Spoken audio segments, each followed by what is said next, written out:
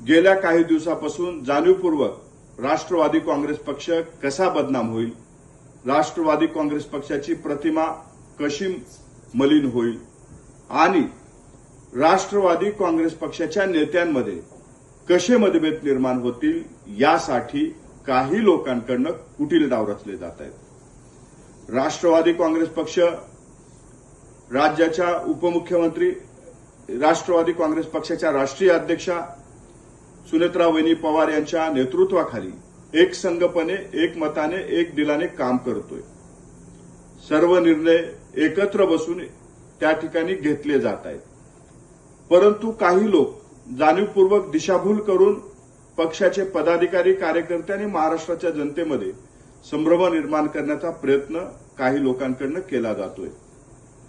खरं तर निवडणूक आयोगाला दिलेलं पत्र असेल किंवा राज्यसभेचे उमेदवार म्हणून पारदादा पवार यांच्या एबी फॉर्मवर केलेली स्वाक्षरी असेल, हे पूर्णपणे पक्षाच्या घटनेनुसार झालेले निर्णय आहेत।